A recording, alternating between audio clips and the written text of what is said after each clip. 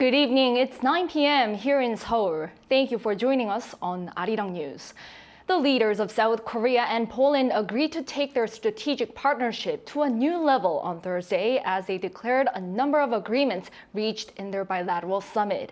Our presidential correspondent Oh Soo-young is in Warsaw and brings us the latest from the joint press conference held less than an hour ago.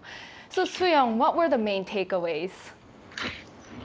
Good evening, Soo-young. So one clear outcome from the summit today was the move towards deepening Korea and Poland's economic relations between commercial ties to a value-based cooperation.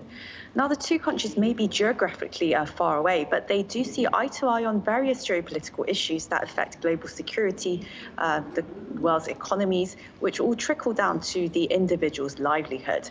In that regard, the two presidents jointly condemned North Korea's recent missile test and its nuclear weapons program and agreed to bolster efforts to improve the North's human rights situation, as well as block its dispatch of illegal migrant workers, along with its malicious cyber activities. The Korean and Polish leaders also discussed the war in Ukraine, agreeing to bolster their solidarity in safeguarding the values of freedom, rule of law, and human rights across the world.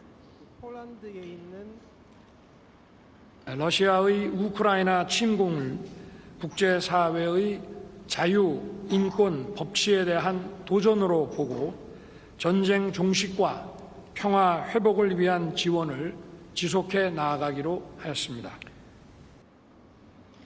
Most significantly, Korea and Poland penned a memorandum of understanding on rebuilding Ukraine amid its war with Russia, an effort that President Zelensky has said could cost up to $1.1 trillion. Now, the two sides agreed to cooperate on reconstruction and development projects in Ukraine, as well as the planning of land, cities, and infrastructure, all related to Ukraine's reconstruction, as well as expand exchanges and cooperation between public and private firms to support these kind of efforts.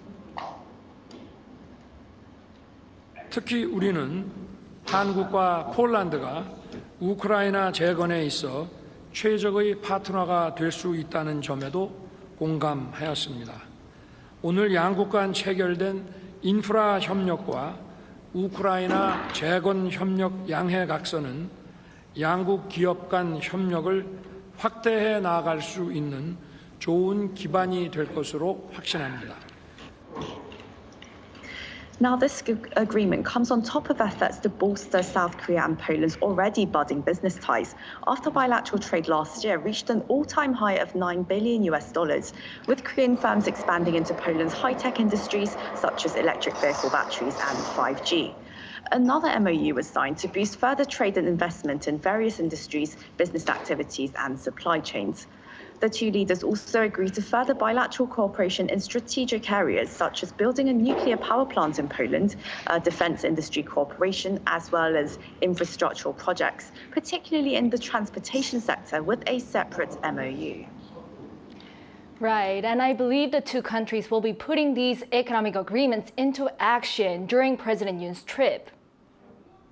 That's right. Mr. Yoon is traveling with a delegation of 89 corporate leaders, notably those in the construction, IT, and logistics sectors, as well as the Export-Import Bank of Korea, who are going to attend a series of business events with the president.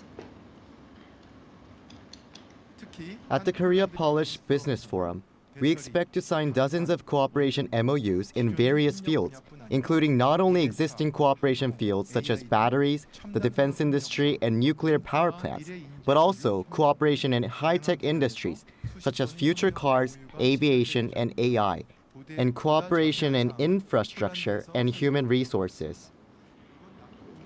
Well, do keep us updated, Soo-young. Thank you for your coverage. That was our Oh Soo-young traveling with the president.